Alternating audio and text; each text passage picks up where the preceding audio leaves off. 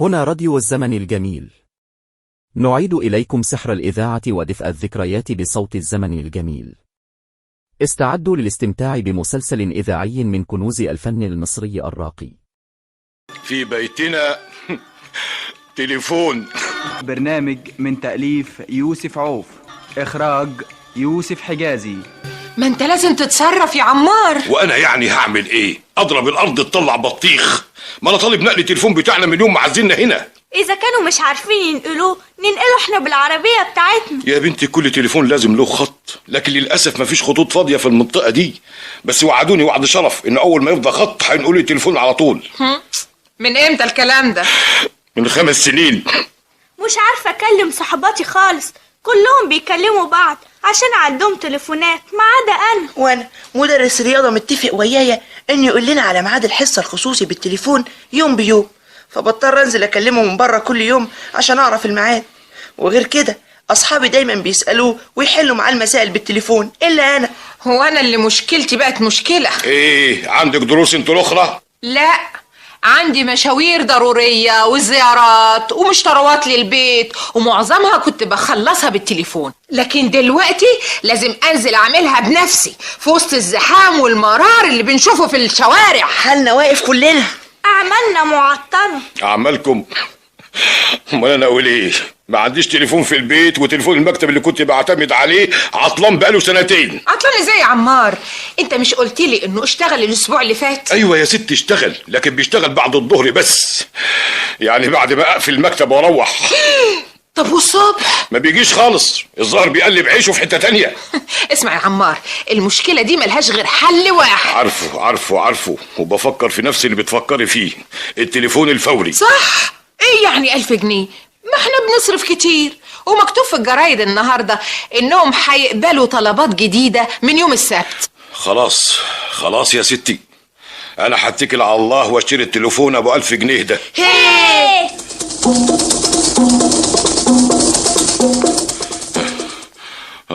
عمار، مالك يا عمار؟ تعبت، هلكت. ليه؟ الطابور كان طويل قوي، وقفت فيه 6 ساعات انه يتحرك ما يتحركش. وبعدين؟ بتوع السندوتشات والكازوزة ابتدوا يتلموا على الطابور ويبيعوا للناس اللي ماتت من الجوع والعطش. للدرجة دي؟ امال ايه، ده في واحد انتهز الفرصة وفتح قهوة جنب الطابور. قهوة؟ وقعدت اشرب شيشة لحد ما يجي دوري. احسن حاجة عملتها. وفين على ما وصلت للشباك بصيت لقيت الراجل بيقول لي اسف الكمية اللي عندنا خلصت. يعني تعبك راح على الفاضي يا عمار. لا، ما هو قال لي انه هيجي لهم بكره كميه كبيره قوي، بس بلدي. هو في تليفونات بلدي وتليفونات افرنجي؟ تليفونات ايه يا فردوس؟ فراخ بلدي. ايه؟ اتاريني وقفت في طابور غلط. ييه. طب والطابور بتاع التليفونات؟ قد الطابور ده 10 مرات. اتاري مش احنا بس اللي عندنا 1000 جنيه، دي الناس كلها مدكنه بلاوي. اسمع، اديني الفلوس وانا بقى اللي هتصرف. هتعملي ايه؟ هروح بالليل البت جنب شباك حجز التليفونات ده لحد ما يفتح الصبح. يظهر مفيش غير كده. استني بقى لما اجيب غطا معانا ولا حاجه، وبرضه ناخد عمود اكل وهدوم للنوم احتياطي. اقول لك استني لما احضر الشنطه. اتفضل يا سيد. ايه ده؟ ده الايصال بتاع ال100 جنيه اللي دفعتهم للتليفون. وانا كنت فاكرة انهم هياخدوا 1000 جنيه، يكونوش رخصوه وعملوه ب100 جنيه ناخد 10 تليفونات. انت بتخرفي، ال100 جنيه دول عربون بس، والباقي عند التعاقد. اللي بعده. اتفضل يا استاذ. ولو سمحت ايه الخطوه اللي بعد كده ان شاء الله؟ هنبعت لسيادتك الجواب. امتى؟ فورا. طبعا، ما هو تليفون فوري. بابا ايه في ايه يا نيفين؟ في جواب لحضرتك. وريني. اللهم اجعله خير. الله، ده من المصلحه عشان تليفون. هي يا عمار فرحني. افرحي يا فردوس افرحي، ارجعوا بنفسك اهو.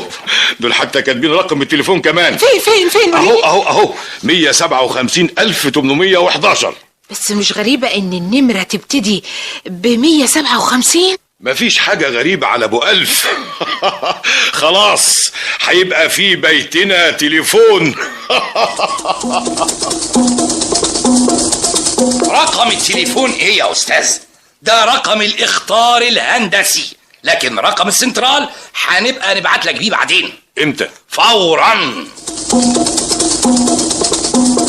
واحد جاب التلغراف ده يا بابا. وريني يا سامح. خير، اللهم اجعله خير. ده من التليفونات. صحيح. بيقول لي احضر فورا للتعاقد. ادي الهمة ولا بلاش؟ طبعا. واهم حاجة انه كله فورا فورا. دول كاتبين كمان نمرة التليفون اهي. كام يا بابا؟ 520. الله، نمرة حلوة قوي. فيها مزيكا. هقول لاصحابي كلهم عليها. وانا كمان هديها لسليمان بيه فورا.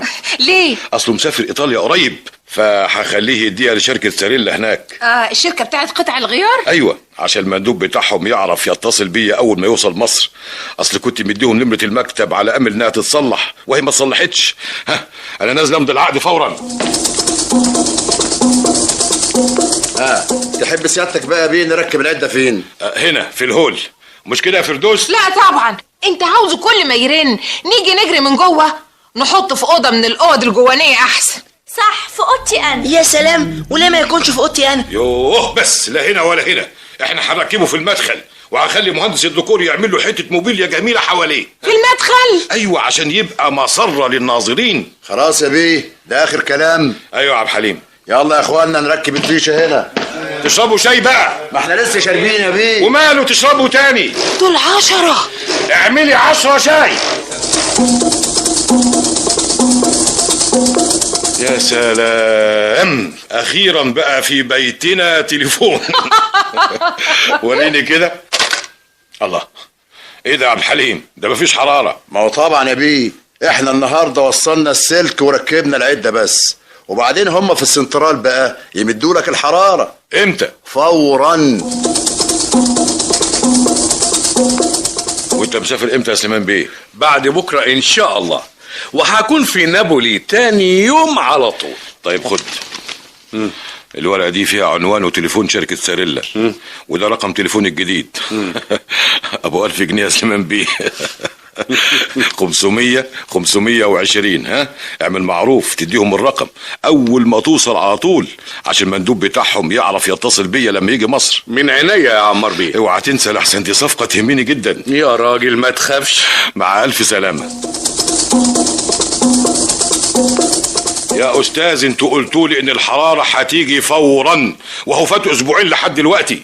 معلش يا سيدي، اصل الطلبات كتيرة قوي، اول الشهر ان شاء الله. طب ما قلتوش كده ليه من الاول؟ يا استاذ وانت خسران ايه؟ الاشتراك السنوي مش هيبقى ساري المفعول غير من يوم دخول الحرارة. يا فرحتي يا سيدي، انا ما يهمنيش الوفر اللي هوفره في الاشتراك السنوي، ده كله 18 جنيه، انما انا كل يوم بيفوت عليا من غير تليفون بيفرق معايا كتير قوي في شغلي. يا سيدي ما تحبكهاش قوي كده، ده فاضل 6 ايام على اول الشهر ويجي فورا. امري لله. عبد الحليم. اهلا سعاده البيه. كويس اني لقيتك، انت الوحيد اللي هتحل لي المشكله دي. بقى معقول ده يا عبد الورد؟ قالوا لي اول الشهر هتجيلك الحراره، وبعدين فات شهرين اهو والتليفون عندنا عباره عن حته طوبه. الصبر يا عمار بيه، اصلهم مش عاوزين يدولك خط كارير من الجديد، بيدوروا لك على خط اصلي وده احسن. انت شايف كده؟ طبعا يا بيه. طب امتى بس؟ فورا. 6 اشهر. 6 اشهر واحنا قاعدين نتفرج بس على البجم اللي ما بينطقش وعامل زي قرد قطع ده. خساره في جتته الديكور اللي عملناه له ده. بس دول قالوا فورا. ما هو فورا يعني 6 اشهر، في الحال يعني سنه. بابا ايه؟ البواب جاب لك الجواب ده. هاتي، ده من المصلحه. عشان التليفون؟ ايوه. لازم بقى عاوزين يعتذروا لك على التأخير ده. دول عاوزين اروح لهم ضروري. يبقوا عايزينك عشان يعتذروا لك شخصيا. يا ما انت كريم يا رب، انزل لهم فورا. انا جيت بناء على الجواب اللي بعتهولي ده. خير؟ كان لازم سيادتك تيجي من زمان، فلما ما جيتش اضطرينا نقطع الحرارة. تقطعوا الحرارة؟ عن ايه؟ عن التليفون بتاع سيادتك. عاوز تقولوا انكم قطعتوا الحرارة اللي كانت في التليفون بتاعي؟ ايوه تليفون رقم 520. ايوه. مرة واحدة كده. طب ليه الاجراء العنيف ده؟ لان عليك فاتورة ما اندفعتش. فاتورة ايه؟ مكالمات زيادة. ايه؟ بقول فاتورة مكالمات زيادة. عاوز تقول ان عندي مكالمات زيادة؟ وبعدين بقى هو كل واحد تجيله فاتورة مكالمات زيادة يوم يحصل له حاجة كده؟ كله لازم يعترض ويحتج ويناقش. يا أستاذ الكمبيوتر ما بيغلطش. انا مش زعلان عشان فاتورة المكالمات الزيادة، انا زعلان بس عشان قطعت الحرارة. ما هو طبيعي اننا نقطعها ما دام ما دفعتش اللي عليك. ايوه بس المفروض انكم تبلغوني ان عليا فلوس قبل ما تقطعوا الحرارة. النظام دلوقتي ان سيادتك اللي تيجي تسأل وتدفع. ارجوك اتفضل بقى ادفع المكالمات زيادة و10 جنيه غرامة تأخير كمان. يوه خلصني بقى يا حضرة. حاضر بس عندي سؤال اخير. اللهم طولك يا روح. اللي افهمه ان الحرارة دي عشان تتقطع من التليفون فلازم تكون موجودة الاول في التليفون، لكن ازاي تقطعوا حاجة مقطوعة؟ مش فاهم. يعني التليفون ده اصلا ما فيهوش حرارة. يا سيدي الاعطال دي بتبقى مؤقتة واحنا ملناش دخل بيها. يا استاذ ده مش عطلان، ده ما فيش حرارة من يوم ما وعيت عليه. ده مش شغلي. الحسابات بعتلنا ان عليك مكالمات زيادة وطلبت سحب الخط. ده غلط. يعني ايه اصدقك انت واكدب الحسابات؟ يوه فين المدير بتاعكم؟ سيادتك تدفع الاول وبعدين تتظلم. ادفع ازاي يا بني ادم؟ اذا كنت بقول لك ان التليفون ده ما عرفش الحراره من يوم ما جه 6 اشهر وهو متلج، 6 اشهر واحنا في بيتنا قتيل، 6 اشهر وانتوا تقول لي فورا لما فورتوا دمي. مش جاي منه الكلام ده يا استاذ، انا قدامي اوراق وفواتير لازم تتسدد والا هنضطر اسفين لفسخ العقد. وانا موافق، رجعوا لي فلوسي. بس هنخصم مستحقاتنا. وانا بحملك مسؤوليه اي مليم تخصمه. إيه؟ وفوق كده هطالبك بتعويض عن الشهور اللي راحت بدون ما تنفذ التزاماتك. اديني ورقه اكتب فيها الكلام ده كله واطلب فسخ العقد. انت متاكد انك عاوز تفسخ العقد؟ فورا.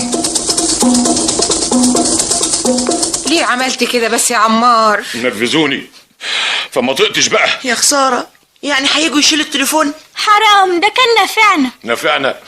نفعنا في ايه انت الاخرى؟ كنت بتقل بالورق عشان ما يطيرهوش الهوا وانا برسم. ايه ده؟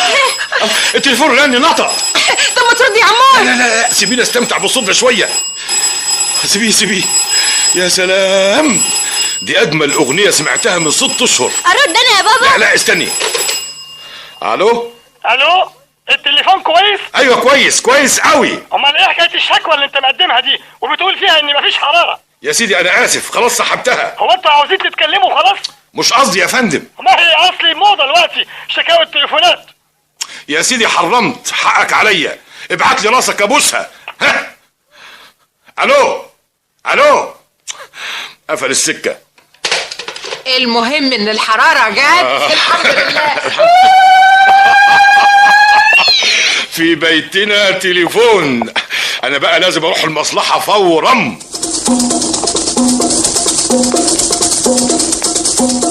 تاني مرة بقى تبقى تتأكد من معلوماتك كويس قبل ما تندفع وتقول كلام ما انتش قده. حاضر، مش هعملها تاني. احنا ما بنخافش من التهديدات الجوفاء دي يا استاذ. ما هو واضح طبعا، بس ما كانش قصدي تهديد ولا حاجه. انت برضه هتاخد على كلام واحد زيي. على العموم انا مستعد للترضيه اللي سيادتك تشوفها. واول حاجه هعملها هي ان هسحب الورقه اللي طلبت فيها فسخ العقد. ورقتك اهي. انا ما رضيتش اقدمها لاني اشفقت عليك من نتيجة تقديمها. يا سلام، قلبك كبير بشكل. طب نقطع الورقة دي بقى كده يبقى العقد ماشي، مش كده؟ ايوه، امرنا لله.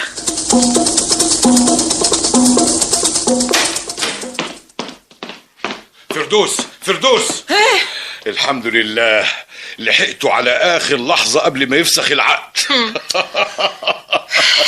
في بيتنا تليفون. يا فرحتنا بيه. الله، مالك؟ يعني ايه ده نيفين، بتعيطي ليه؟ بقى ده معقول ده يا ناس؟ الله، ايه اللي حصل فهموني. الحرارة هربت من التليفون تاني. هربت؟ ازاي ده؟ ومن ساعتها وهم قلبينها مناحة. وريني كده. ايه ده؟ مفيش فعلا، رجع حته الطوبة تاني. ده ما كملش يوم واحد. انا عاوز افهم بقى، انتوا بتلعبوني ليه؟ ازاي ده يا استاذ عمار؟ في عقد يبقى مفيش حرارة، نفسخ العقد تيجي الحرارة، نرجع العقد تسحبه الحرارة. كلام ايه ده؟ ده اللي حصل. انا هكتب معاكم دلوقتي عقد نتفق فيه على فسخ العقد عشان اضمن ان الحرارة تفضل موجودة. اهدى بس، لازم فيه خطأ حصل. انا هحقق في الموضوع ده. امتى؟ ولا بلاش، ما انا عارف هتقول ايه. فورا. الحمد لله على السلامة يا سليمان بيه. وصلت امتى؟ النهارده الصبح بس، وطول مدة الرحلة كنت قاعد في نابولي. عظيم. اتصلت بشركة ساريلا، طمني. اطمنك ايه يا عمار بيه؟ انتوا كنتوا مسافرين ولا ايه؟ ليه؟ المندوب بتاعهم وصل مصر وكان بيتصل بيك يوميا ومحدش بيرد. ايه؟ طبعا لحد ما رجعوا نابولي وانا هناك وبلغ الشركة بالحكاية دي. ده اللي انا كنت خايف منه. التليفون ما دخلتوش حرارة لغاية النهاردة. ايه؟ ليه بس ما اديتوش العنوان اضمن؟ عموما انا نفذت اللي انت طلبته مني، وعلى فرض ان معاه العنوان فبرضه اشك انه كان هيروح لك. الناس اللي زي دول يا عمار بيه ما عندهمش وقت يضيعوه في المشاوير والبحث عن مواصلة وزحمة الشوارع، وخصوصا اذا تهفتوا عليه عملاء تانيين وراحوا له لحد عنده في اللوكاندا. تفتكر حصل كده؟ ايوه يا سيدي، وخلص معاهم واتفق ورجع بلده. حسبي الله ونعم الوكيل. حسبي الله ونعم الوكيل. هم السبب. مين دول؟ المصلحة. صفقة زي دي كان هيجي لي منها قال له 10,000 جنيه. عوضك على الله يا عمار بيه. الله الله الله الله الله، ما بيرن اهو. ده على وشك بس. الو استاذ عمار، التليفون كويس؟ زي ما انت شايف اهو، بس على الله يفضل كده. لا اطمن، انا تابعت الموضوع بنفسي وان شاء الله الخط هيفضل سليم على طول. بعد ايه؟ ولا يهمك يا عمار، مادام مالكش اسم في الصفقة دي خلاص. لا لسه عندي امل برضو، بس المهم اني اعرف الاول الاسعار اللي اتعرضت عليهم شكلها ايه. انا هطلب سليمان.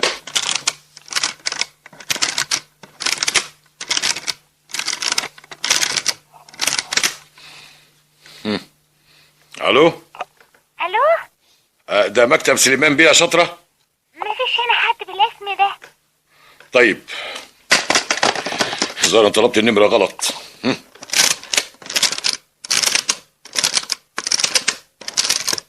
الو تاني. اسمعي يا شاطرة. نعم. ممكن ترفعي سماعة التليفون؟ سماعة ايه؟ سماعة التليفون بتاعكم. بس احنا ما عندناش تليفون. وبعدين بقى، امال ايه اللي بتتكلمي منه ده؟ ده تليفون الجيران. ولا ناقصك انت الاخرى. الو التليفون كويس؟ ايوه بس بيجمع النمر غلط. تقريبا من عدة، هنبعت لك واحد يشوفها.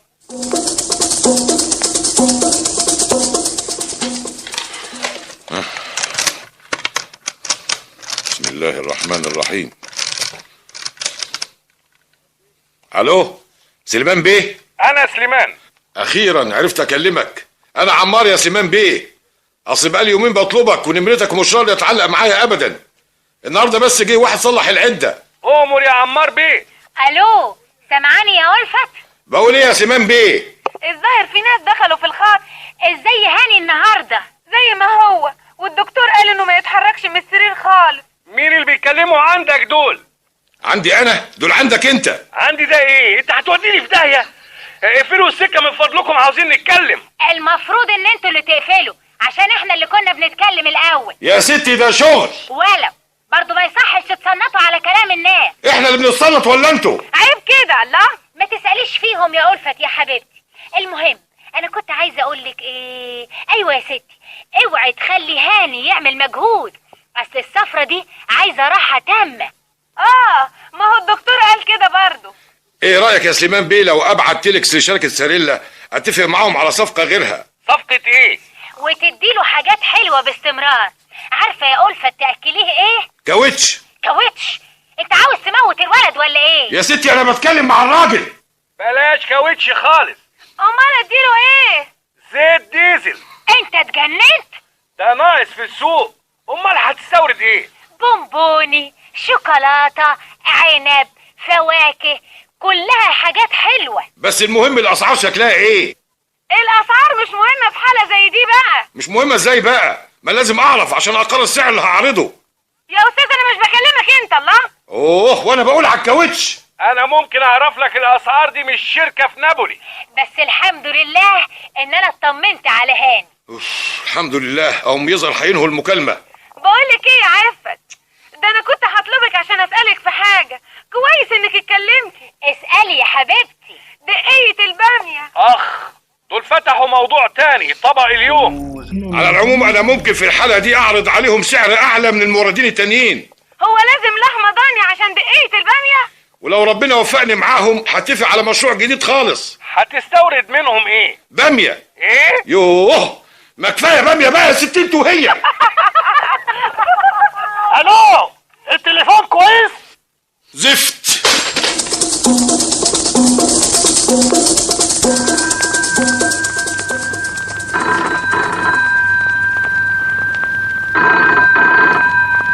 الو مين؟ الو لوستا خيشه. خيشه؟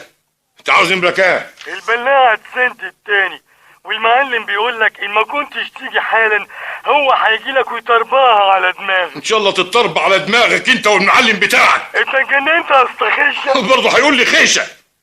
يا ابني انا مش خيشه. امال انت مين؟ معشه جلدا. انت مالك انت؟ انا مش ساعدتك في الاول انت عاوز نمره كام؟ وهي دي بلافيا النمره كام؟ وانت مالك انت؟ الو التليفون كويس؟ هينقصني.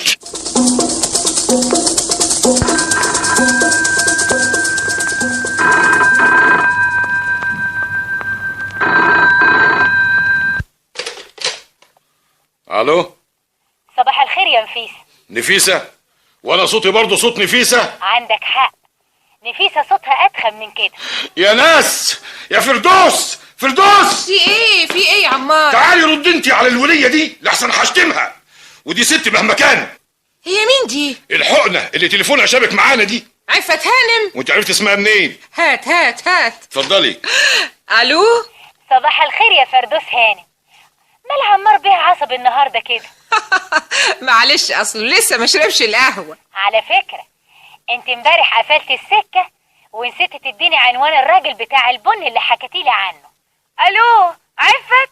الله ألفت، انت دخلت في الخط ازاي؟ معرفش، انا رفعت السماعه وضربت نمرتك، بصيت لقيتك معايا على الخط من غير ما اسمع جرس. بتتكلمي مع مين؟ دي مدام فردوس. صحيح والنبي. طب كملي لي بقى دقية الباميه يا مدام فردوس. شوف يا ستي، بعد ما تقمعي الباميه قراطيس تفرمي اللحمه الضاني وتعصجيها في شويه سمن وتبشري البصله وشويه توم وحبه فلفل، وبعد ما تتحمر تروحي بقى طشها بالقوطه. بس فيه ناس بيحمروا الباميه لوحدها الاول. ده على حسب ما جوزك بيحبها بقى. وبعدين وممكن كمان تفرمي فلفل اخضر مع اللحمه الضاني، وبعدين بقى بعد ما تتحمر تحطي معاها شويه كزبره وشويه توم مع الصلصه، تروحي رشه بقى الصلصه كلها دي على بعضها فوق الباميه وتحطيها على نار هاديه. بس انت متاكده انه بالطريقه دي مش هيبان طعم اللحمه الضاني؟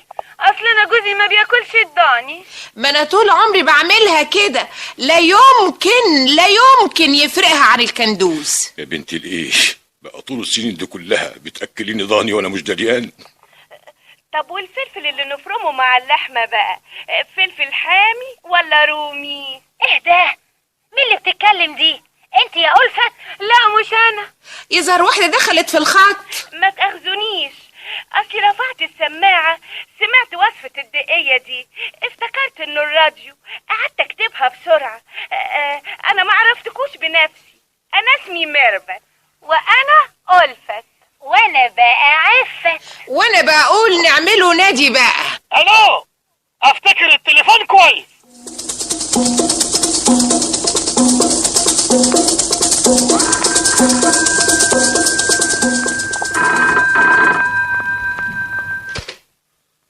الو يا عمار بيه، انا بعت لشركه ساريلا في نابولي.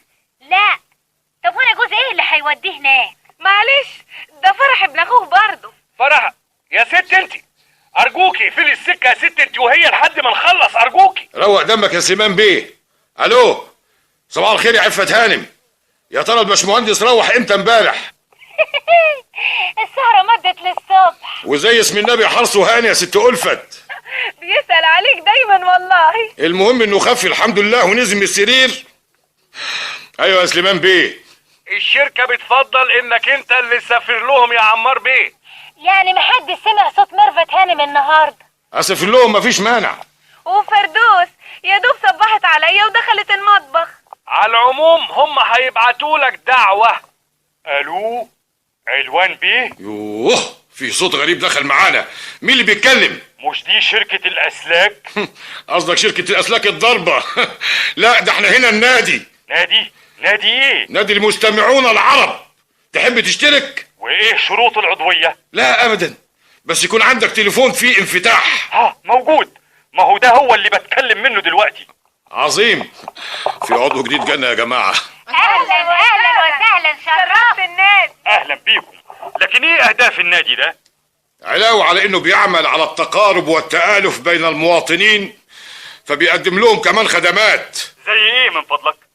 كل عضو فينا بيكتب عنده ارقام تليفونات باقي الاعضاء، فاذا رن عنده تليفون بطريق الغلط فبيتلقى هو الرسالة بالنيابة عن العضو المطلوب ويبلغها له بعد كده، طالما ان نمرته ما بتعلقش مع نمرة اللي طلبه. فكرة هايلة تحافظ على مصالح الاعضاء.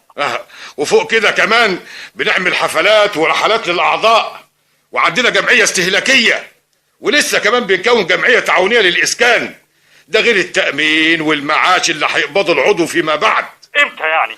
لما التليفون بتاعه يعتزل الخدمة نهائيا. انا اتشرف بالانضمام لنادي المستمعون العرب. اهلا وسهلا، شرفت النادي. الو، التليفون كويس؟ ايوه كويس. كويس قوي، بس اطلع انت منها. كملوا الاجتماع بتاعكم يا اخوانا. وفي نابولي هتقدر تتفاهم معاهم احسن. جاي 5 صباحا وعاوزنا. ما انا لازم اعوض الصفقة اللي راحت مني دي. حكي منهم فعلا. على العموم انا بقترح ان يكون في اشتراك رمزي للنادي ده. يا عمار، هو النادي ابتدى بدري النهارده ولا ايه؟ في بيتنا جمعية عمومية. مش معقول. اشترك في التمثيل حسن عبدين، خيرية أحمد، حسن حسني، إنعام سلوسة، عزيزة راشد، سمير عزيز، محمود السيد، عزة عبد الجواد، نوال البطوطي، صلاح عفيفي، وعبد المنعم عوف. والأطفال إيهاب خليل، منى محمود. برنامج من تأليف يوسف عوف، إخراج يوسف حجازي.